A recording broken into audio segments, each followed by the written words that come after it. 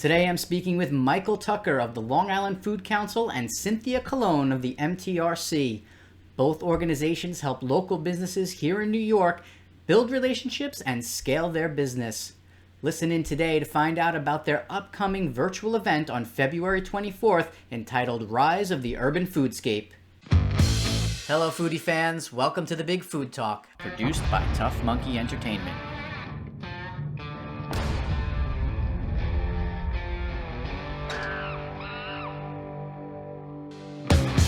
I'm your host, Sal Conca. This show supports restaurants, chefs, and food pioneers with your help. Head to bigfoodtalk.com to make your donation today, or check out our fun apparel line with proceeds going directly to participating restaurants. Special thanks to the Long Island Food Council, DineLI Facebook group, and Yelp Long Island for supporting this episode. Hi, Michael. Hi, Cynthia. Welcome to the Big Food Talk. I'm so excited to speak with you both today. How are you doing? Doing well. Very Thanks. good. Excellent. Michael, let's start with you. For people that don't know, what is the Long Island Food Council? Long Island Food Council is a networking and educational group here on Long Island for anybody that touches the industry, both food and beverage, which includes the wine and beer industries. The idea here is to really intersect the businesses.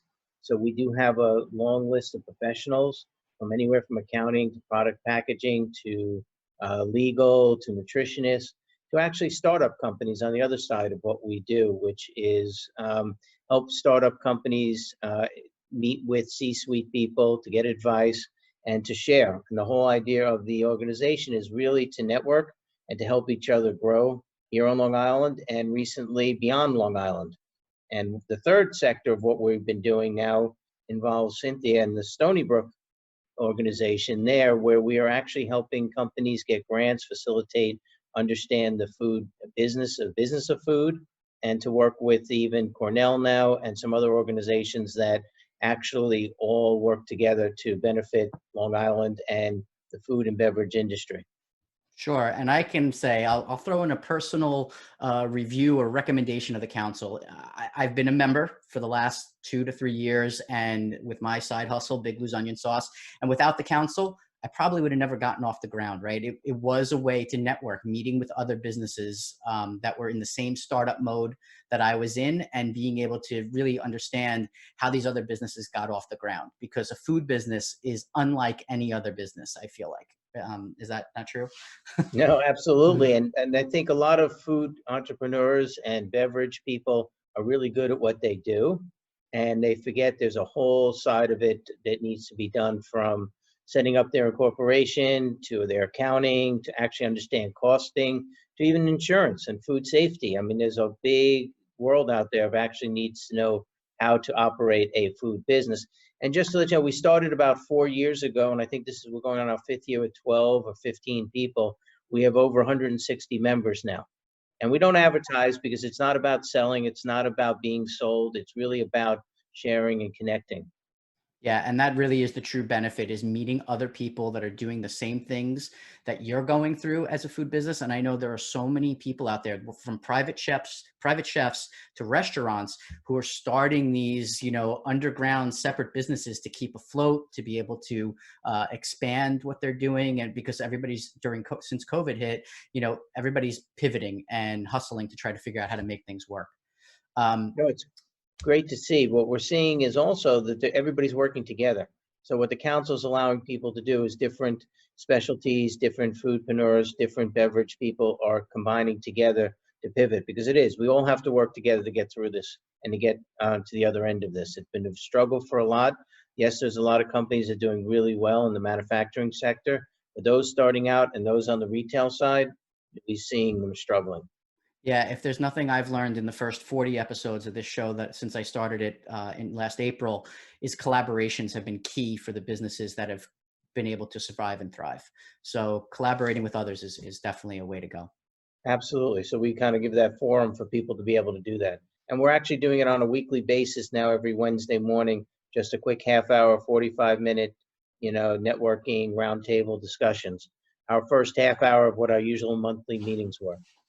Excellent. Yeah. And again, I love what you're doing there. And I've been so thankful to have the Food Council, because I know a lot of people out of state, which is interesting. This doesn't exist.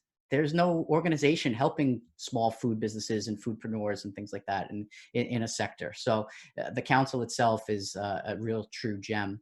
But I want to get to Cynthia over there. I don't want to leave you all alone. Cynthia, hi.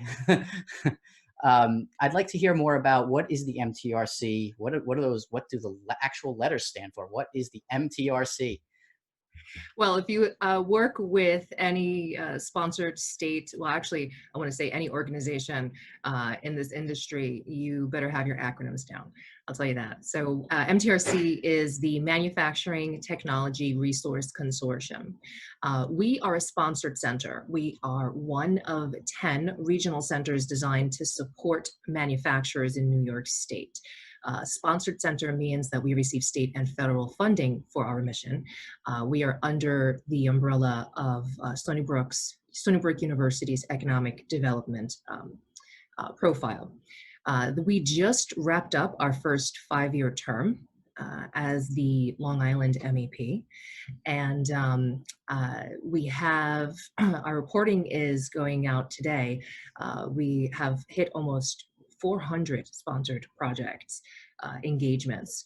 Now, I did mention that we're a sponsored center. So our mission, and just step back, our mission is to support manufacturers to help them thrive and stay competitive and to keep manufacturing on Long Island. We look to match manufacturers' cash investments in a multitude of research and development projects. And that's how we look to not only support the company, but we also work through program partnership. We have over 20 on-campus and off-campus partners that we look to match to the manufacturers depending on what their particular need is. MTRC is, again, I said, is one of 10 across New York State under Empire State Development. Our big brother, if you would, is Fuse Hub, who is the lead organizer in the event. And we're putting this on with our sister MEPs, ITAC, who is the regional MEP for New York City, and MTAC, which is the regional MEP for the Hudson Valley. And you're gonna have to look up those acronyms. That's okay, no problem. But so explain to me, I mean, we used a lot of words there, manufacturing, sponsorships. I mean, it means, from what I understand, that you actually provide funds to help manufacturers get their businesses off the ground, and also for helping them continue operations, right? So what is the benefit of a business reaching out to the MTRC? So as I said, MTRC, it supports all aspects of manufacturing, but the spotlight today is on food and beverage.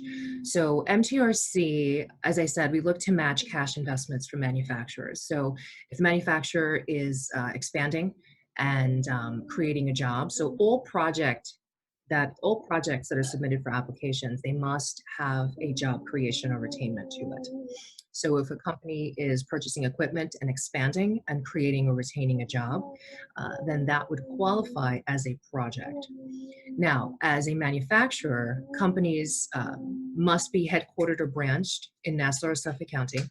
They must have less than 500 employees, and they have to be set up and structured as a manufacturer and have a DUNS number and a manufacturing NAICS. And NAICS code is a self-selecting code that identifies what exactly you manufacture. I'm going to sum that up for people, because that's a lot of information, right? I mean, and so if you are running a side hustle out of your kitchen right now, the MTRC is not, you're not ready for the MTRC and funding, right? You have to have a legitimate business, have a business license, you have to be insured, you have to have all the proper things in place to run a legitimate business. That's right. And you make a good point. Now there are small manufacturers that receive their certifications to have an at-home production. Okay. However, not all production will allow for that. So you have to make sure that you have the correct certifications and that all your ducks are in a row. And we have program partners to support that. We work with on campus. We have a small business development center. We work with Calverton. We work with Cornell Cooperative, Nassau and Suffolk County. So every step of the way, for whatever the need is for that manufacturer, we have a program partner to assist. The Long Island Food Council is a special partner where it's a group of experts that we came across, and we're so glad that we did. We have a budget item line for consulting, and working with the Food Council has been phenomenal. Not only fantastic to work with you, Michael and Dolores, and everybody that we've encountered, every company that we've worked with and engaged with through the Food Council, but as well, what services they provide. And here's an example. So if a company comes to us and possibly needs, they're working on a new product and they're working on a packaging design, okay, it's costly. So MTRC will be there to work with the Food Council to bring those services to the company. And then once a project is outlined, it's submitted to MTRC for grant approval of up to $5,000. Now, a lot of the grants are based on a percentage reimbursement. So a lot of the categories are still being outlined. We haven't finalized the contract yet for the next 5 years, so I won't speak on exactly the, nothing is confirmed yet with regard to the percentages and how the awards will roll out. But what will happen is those funds can be put toward the proposal that the company needs. So to go back to my example of the product design, the packaging design, if that's about $10,000 for all the work that needs to be done, that would be done through a consultant that is matched to the company through the Food Council. And then that funding then goes toward that proposal. And then the company would be responsible for whatever the difference is. So we look for ways to support the initiative and get the company to the next step. But the company has to have some skin in the game, right? So you have to be making that cash investment. And that's what we look to, we look for. Well, I think it's important for businesses that are looking to take that next step to the next level, because a lot of times companies get hesitant, right? They hit a certain level of success, right? Coming out of their home into a legitimate manufacturing facility. I went through this process myself with Big Lou's onion sauce, right? It was, how do you go and get to these next steps?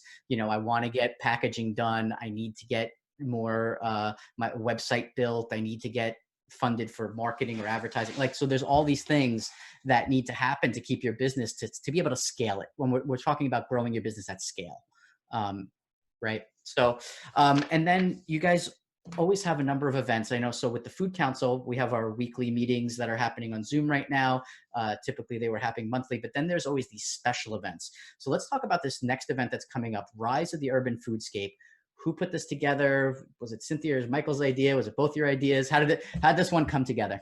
Well, it was collaborative, and we're always in communications every week, throwing ideas out on the table, and we overlap in committees that we're on, so there's always conversation. And for a while now, we've been talking about a B2B event, and this was the best opportunity for us to take advantage of partnership, a phenomenal virtual platform that has been purchased by Fuse Hub, the MEP program, and we could utilize this platform to put on this event and bring these companies together, bring industry experts together.